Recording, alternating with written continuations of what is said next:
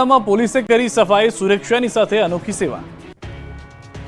અંબાજીમાં ભાદરવી પૂનમના મેળામાં પોલીસનો વધુ એક ચહેરો જોવા મળ્યો। મેળામાં યાત્રિકોની સલામતી માટે રાઉન્ડ ધ ક્લોક ખડે પગે રહેતી ગુજરાત પોલીસ સતત કામગીરી કરી રહી છે। મંદિર પરિસરના ગર્ભગૃહમાં સુરક્ષાની જવાબદારી નિભાવતા મહિલા પોલીસ કર્મચારીએ પોલીસનું ગૌરવ વધાર્યું। અંબાજી મંદિર પરિસરમાં મેળા દરમિયાન દર્શનાર્થીઓની સુરક્ષાની ફરજ બજાવી રહેલા પોલીસ કર્મીઓ પોતાની ફરજ ઉપરાંત મંદિર બંધ થયા બાદ મંદિરને સ્વચ્છ રાખવા જાતે સફાઈ હાથ ધરી હતી। અધિકારી તેમજ પોલીસ કર્મી હોવા છતાં નિર્દોષ ભાવે સફાઈની સેવા કરતા આ પોલીસ કર્મીઓ અન્ય પોલીસ કર્મચારીઓ માટે એક દાખલારૂપ બન્યા છે। સ્વચ્છતા ત્યાં પ્રભુતાનો સંદેશ આપ્યો હતો। અંબાજી મેળામાં પોલીસની અભેદ સુરક્ષા, 650 આંખોથી એક ખૂણા પર નજર। અંબાજીમાં ભાદરવી પૂનમના મેળાને લઈને ભક્તોમાં ઉત્સાહ આસમાને છે। દેશ વિદેશમાંથી લાખો ભક્તોએ અંબાજીમાં ધામા નાખ્યા છે। લાખો માઈ ભક્તોથી અંબાજી ઉભરાયું છે। ચારે કોર બોલ માડી અંબે જય જય અંબેના નાદ ગુંજી રહ્યા છે। ત્યારે મેળામાં પોલીસે અભેદ સુરક્ષા વ્યવસ્થા ગોઠવી છે। 650થી વધુ આંખોથી એક ખૂણા પર નજર રાખવામાં આવી રહી છે। લાખો ભક્તોની સુરક્ષાને લઈને બનાસકાંઠા પોલીસ સજ્જ છે। અંબાજી વિસ્તારને 650 અલગ અલગ જાતના સીસીટીવી કેમેરા, 2 ડ્રોન કેમેરા અને 20 જેટલા બોડી વોર્ન કેમેરા થકી લાખો લોકો ઉપર બાજ નજર રાખી રહ્યા છે। સાથે જ પોલીસ દ્વારા સીસીટીવી કેમેરામાં SRS સિસ્ટમ લગાવાય છે, જેથી પોલીસના ડેટાબેઝના આરોપીઓ મંદિર વિસ્તારમાં પ્રવેશે તો આ સિસ્ટમ તરત જ પોલીસને એલર્ટ કરે છે, જેથી પોલીસ આરોપીઓ પર તુરંત જ પગલાં લઈ શકે। ત્યારે મેળા દરમિયાન અંબાજી વિસ્તારમાં કોઈ ચોરી, ખિસ્સા કાતરું કે કોઈ અનિચ્છનીય ઘટના ન બને તેને લઈને બનાસકાંઠા પોલીસ ત્રીજી આંખથી સજ્જ થઈ સતત લાખો લોકો પર નજર રાખે છે। અંબાજીમાં બોમ્બ ડિટેક્ટિવ ડિસ્પોઝલ ટીમ તેમજ ડોગ સ્ક્વોડથી પણ તપાસ થઈ રહી છે। એક સ્થળ પર 10 લાખથી વધુ ભક્તો આવતા હોય ત્યારે સુરક્ષાનો સવાલ મોટો થઈ જાય છે। અંબાજીમાં ચાલતા ભાદરવી પૂનમના મેળામાં સુરક્ષા ખાસ વ્યવસ્થા કરાઈ છે। મેળા દરમિયાન જ બનાસકાંઠા પોલીસે અંબાજી મંદિરમાં બોમ્બ ડિટેક્ટિવ ડિસ્પોઝલ ટીમ તેમજ ડોગ સ્ક્વોડથી તપાસ કરી હતી।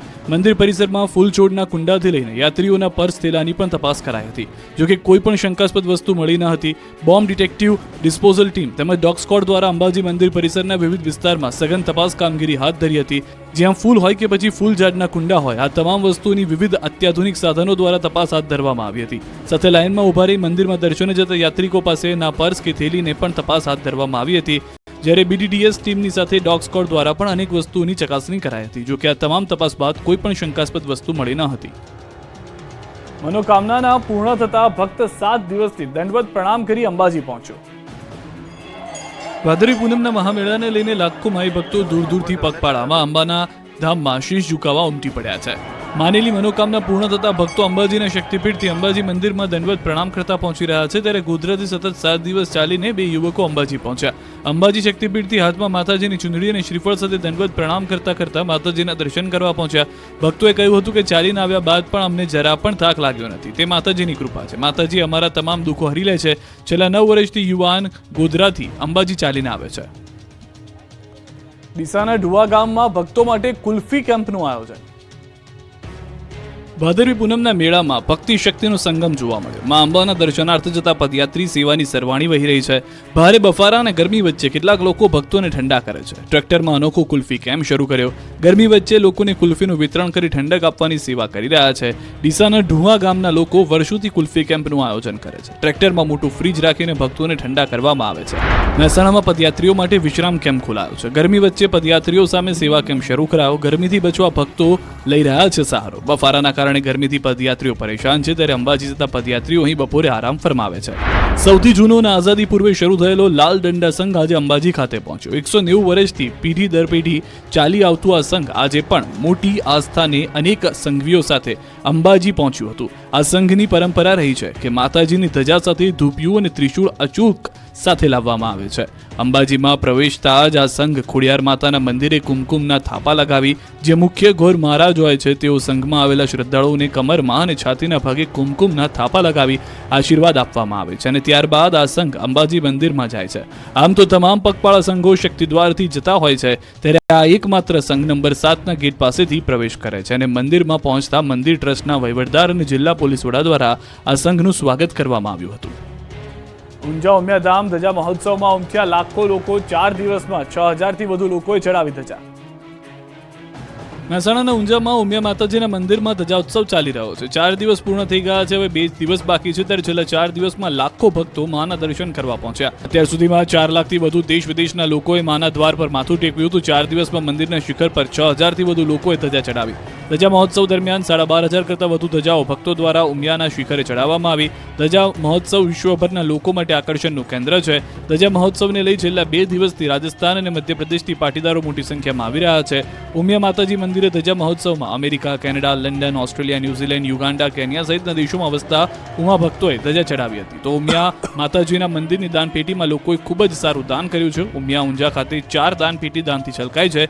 દાનપેટી ખાલી કરતા દાનનો ઢગલો થયો, જેમાં 4 ગોલકમાંથી 5 લાખ કરતાં વધુ રૂપિયા નીકળ્યા છે. માત્ર 2 દિવસમાં જ ગોલકમાં 5 લાખથી વધુનું દાન આવ્યું હતું. ગોલકમાંથી વિદેશી કરન્સીની નોટો પણ દાનમાં આવી હતી.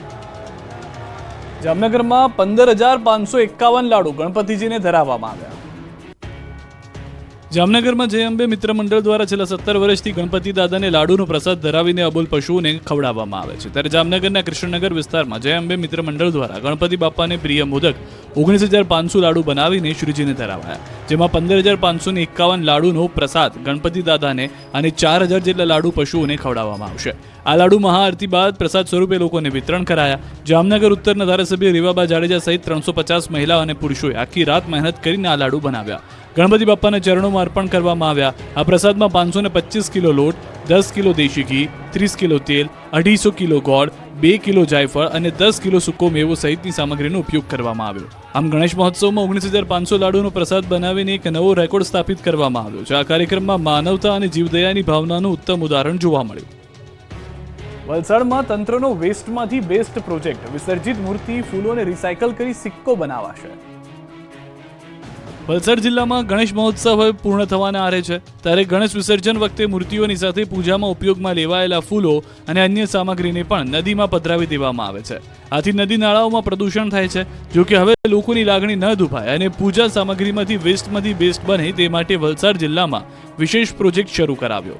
વલસાડ જિલ્લા કલેક્ટર નૈમેશ દવેની પ્રેરણાથી જિલ્લામાં હવે ગણેશ વિસર્જન સ્થળો પર ફૂલો અને પૂજાની સામગ્રીને અલગ કરવામાં આવે છે અને તેનું રિસાયકલિંગ કરી તેમાંથી શ્રીજીનો સિક્કો બનાવી જે તે ગણેશ મંડળને ભેટ સ્વરૂપે અપાશે. સાથે જ વિસર્જિત કરેલી ગણેશ મૂર્તિઓને રિસાયકલિંગ કરી તેમાંથી પણ વસ્તુઓ બનાવવા માટેનો તંત્રનું આયોજન છે. આમ જિલ્લામાં સૌ પ્રથમ વખત શરૂ થયેલા અભિયાનને કારણે હવે નદી નાળાઓમાં થતું પ્રદૂષણ અટકશે. જો આ પ્રયાસ સફળ રહ્યો તો આગામી સમયમાં મોટા પ્રમાણમાં પ્રોજેક્ટને આગળ વધારવામાં આવશે. દ્વારકામાં વામન જયંતીની ઉજવણી કરવામાં આવી રહી છે.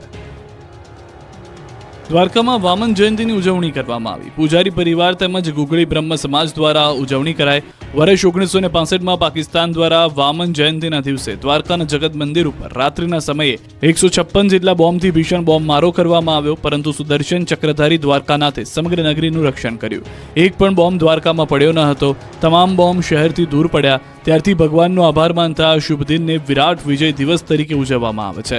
જગત મંદિરમાં ભગવાનના વામન સ્વરૂપની વિશેષ ઉત્સવ આરતી પણ કરવામાં આવે છે અને ત્યારથી આ દિવસે દ્વારકામાં વામન જયંતીની ઉજવણી ભક્તિભાવ સાથે કરવામાં આવે છે.